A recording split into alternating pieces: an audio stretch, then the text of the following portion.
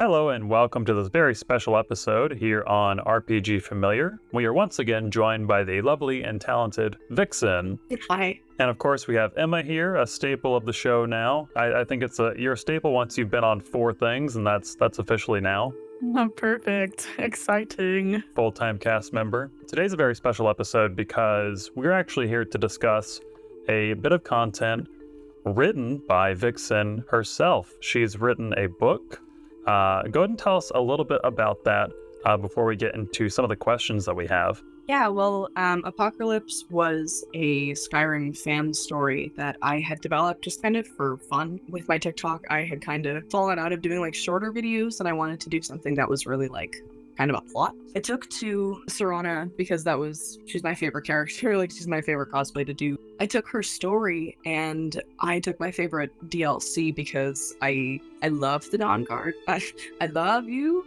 Shit is catchy. I love the Dragonborn DLC. I really enjoyed the Mirac quest, the Hermaeus Mora, and going into Apocrypha that realm is incredible. So yeah, so I took those aspects and just kind of mixed them together and came out with something that worked out solid. So in timeline wise, right, speaking from, let's say you're talking to someone who has played Skyrim, maybe it's been a few years, they played the DLCs, where does your book drop us into? Is this right at the end of the Dawn Guard DLC? Is it like the very end of the Mirac and Dragonborn DLC? Where does it all start off at? Yeah, so it's right at the end of the Mirac quest. It's just before. So in the headcanon of this story, the idea is basically that the Dragonborn spoke with Freya, spoke with the father, her father of the Skull, that he was killed, and that Freya told them to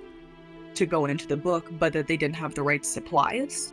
So in this story, they have to come back to Skyrim to repack their bag before they actually go after Mirac.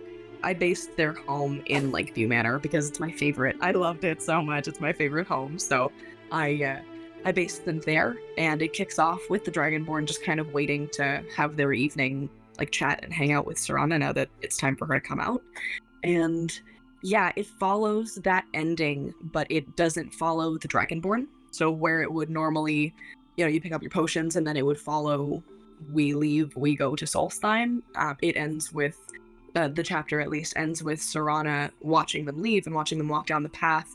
And it's like a different feeling, like she's watching them walk away and goes like, oh fuck, like this is not good. If they came back to repack their bag, then there's probably an issue. It just starts with the general looming feeling of the fact that they're about to fight Mirac, but I don't actually go into specifics of the fight or of the Dragonborn side of it very much. It follows Serana mainly. Gotcha. So what inspired you to choose Serana as the protagonist for this book? Yeah, well, she was the character that I cosplayed so much, so when I decided I wanted to make a plot-like kind of story for TikTok, she was my automatic first response, because like Harley Quinn, the other characters that I cosplayed, they're fun, but they don't have a lot of attachment. Like with Serana, I've been playing Skyrim since I was very, very small. So I was probably not old enough to play it when I got it. Like my mom got it for me and was like, I got you a violent video game. Like it was very much a childhood game. So Serana was huge for me when I met her, that when the DLC came out and I got to actually meet the character and get to know her story. She's so like separated from the other NPCs. Her story is actually like so fleshed out and so far that I really appreciated getting to know her. And as life went on, I started to relate to a few aspects in her life and to a lot of the things that she talked about. And I respected a lot the fact that she's a non-romanceable character because of her past. And it's something that I found really great, is that it was a representation of, you can actually love someone, you can be loving to someone, you can have a great companionship and be amazing partners, and you don't have to be on each other. Like, yeah. You can still love each other a lot without having that romantic, sexual, any of that. You can actually just love each other.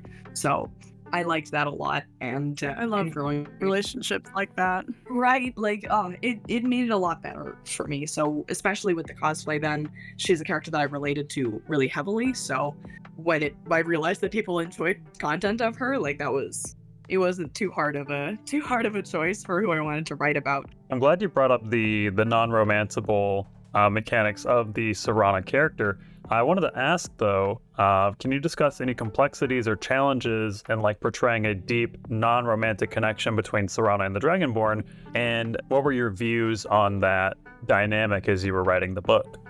Well, while I was writing the book, because she sees the Dragonborn leave and she doesn't really know, like she doesn't get the answer of if they died or not. The feeling of writing that I had to go find that feeling of like what happened to this person, but also why do I feel that way?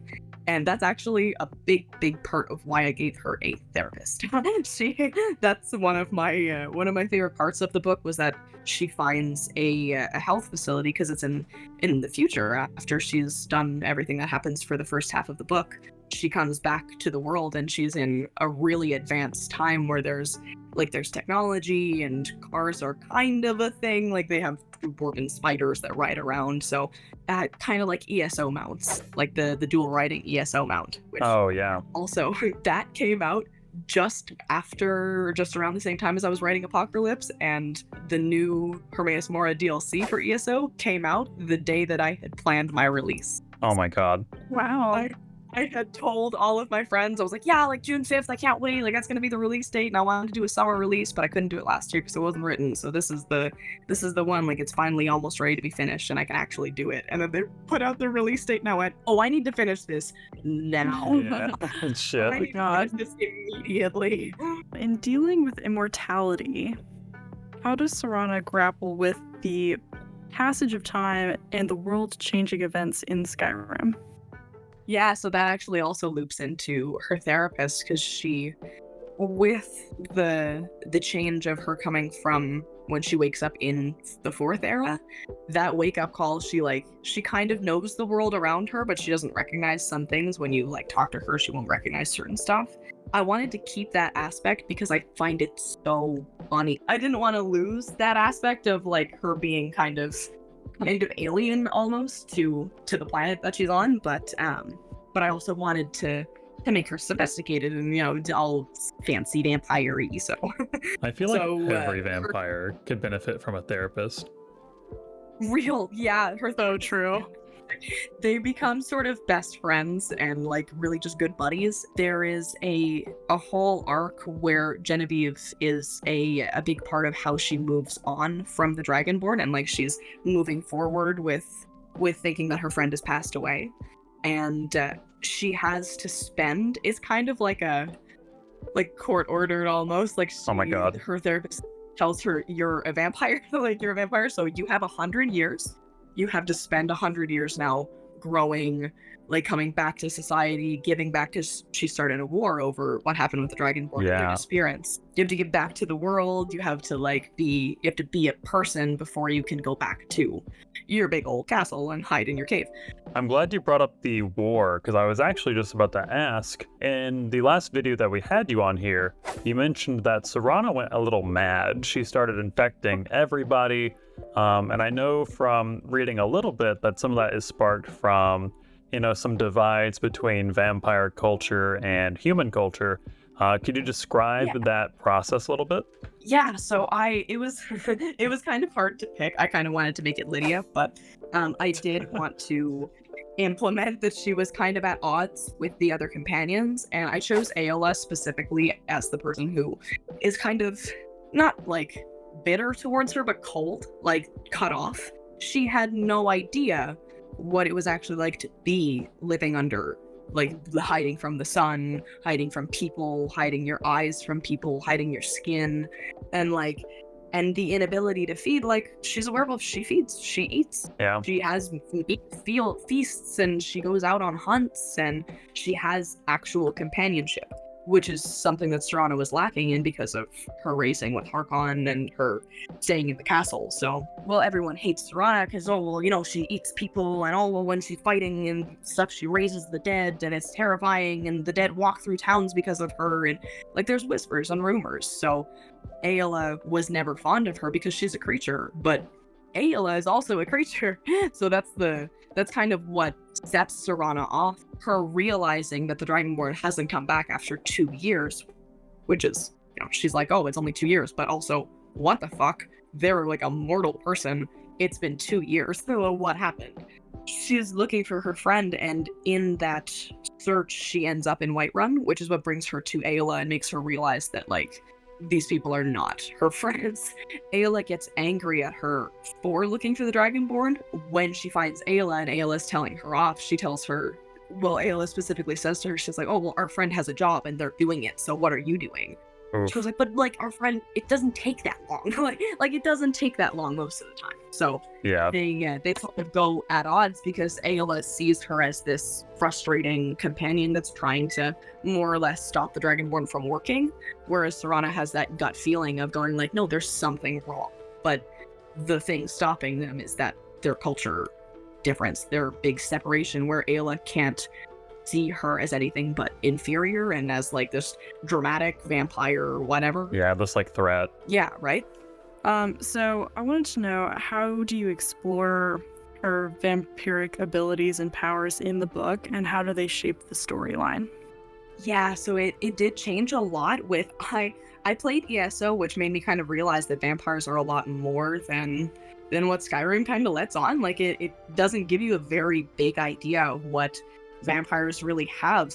Playing the ESO quest, you actually have to speak to LeMay Ball, who is like the first woman who was tortured by Moloch Ball, like the first woman who was created as a vampire because of what he did.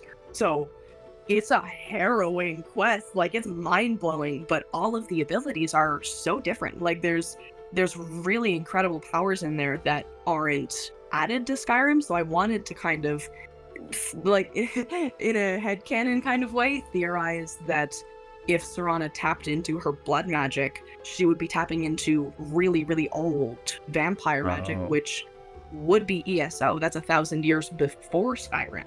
You mean vampires don't just shoot icicle spears out of their hands? Right? So when she gets angry, and I'm gonna leave that as a little bit of a open thing, not a spoil, I'll mention that there is a Daedric prince pulling on strings with her. Ooh.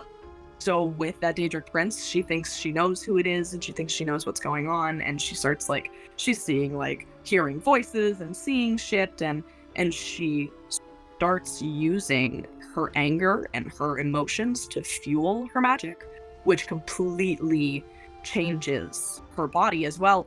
As she becomes more feral, as she becomes more hungered and she needs more to survive, her body has to change to attain to contain all of that, to be able to hold all of the power that she's building. That's why in one of the scenes, and that's why feral Serana specifically is 8 feet tall, because her body is stretching out, and you can hear one of the points is where she's bent over someone and a sireling talks to her, and I mentioned that you can hear her spine actually snap. I need while that. it's shifting, and she becomes longer, she grows taller over this person. I tried to make it kind of gruesome because I didn't want to make it very fluffy. I wanted to make a really dark, feel you can feel it. And, yeah, her feeding into her dark emotion like that, she finds she can bend her blood. She can transport herself by abusing her blood power. We actually have time for one last question, and this one I think is really important, and one that the audience, I'm sure, would love to hear, is what themes do you hope people take away from reading this book? Everything changes. Everyone changes. Everything and everything is ever evolving, and even those who are around for all of it and those who witness the entirety of humanity still can't retain sameness. The idea of immortality being oh, I can live forever and do this forever. No, you can't. she's gonna live forever, and she's gonna always find a different companion. She's gonna always find a different quest. The world's always gonna be in danger. There's always gonna be something coming after her. But now at least they have cars, you know? I love that. I have a tattoo with a similar message. Nice. Fuck yeah. I think that is all the time that we have. But go ahead and tell the audience, where can they find this book? Yeah, well, it is fully out now. It's in my, I did put it on my favorite, like, writing platform when I was a kid was, I don't know if it's Quotev or Quote V. I always thought it was Quotev, and I always said Quotev, but now I'm realizing that it might be Quote V. Or setting a precedent. From this day forward, it's Quotev. But yeah, so I did put it up on there, but I also added in the prologue, I added the link to the Google document, because that's where all like I added like fonts, and I changed like the sizing of words and things, because I like writing in a kind of like when you write a script, the actions in it, how it's like tap, tap, tap, tap. And, like, yeah. I liked writing like that and just making the letters like slightly smaller as they got further away and like things like that. So I the love Google that. document had, yeah, like it has all that flavor stuff, so I did add that link because it's fun. But yeah, the link is at the very top of my Patreon. It should be public, and the Quotev link is in my link tree bio that's everywhere. And it'll also be at the very top of the description of this video for everyone to go click and give it a read. Highly encourage it. Vixen, I know you've been working on this for a very long time. It is definitely a passion project. And actually, I keep on saying one last question, but the actual last question that I have is, what comes next? Oh, well, actually, that's a pretty easy one to answer, because I actually am taking this world that I've built, the Vampire Society thought. I am taking that and reimagining it into a different universe, into something of my own creation, and fully changing characters and changing stories. I am going to try and continue with the idea of vampires building a society with humans and other mortals. I've started writing a book that is untitled, on everything. All I know right now is, it does have to do with a soulmate connection between an immortal and a mortal. So it's a soul connection where they have to keep meeting each other, but her soul is immortal and their soul isn't. I did make a full little plot of something that I think would be kind of fun, and it is along actually the same vein. So I'm pretty excited to expand on that. I love that. Fun. Well, alrighty, guys. Thank you so much for tuning into this video. Please, please, please go check out Vixen. Once again, Apocralypse, top link in the description, followed by her Patreon and her other socials. Thank you so much for tuning in, and please leave a comment, like, and subscribe. Bye. Bye.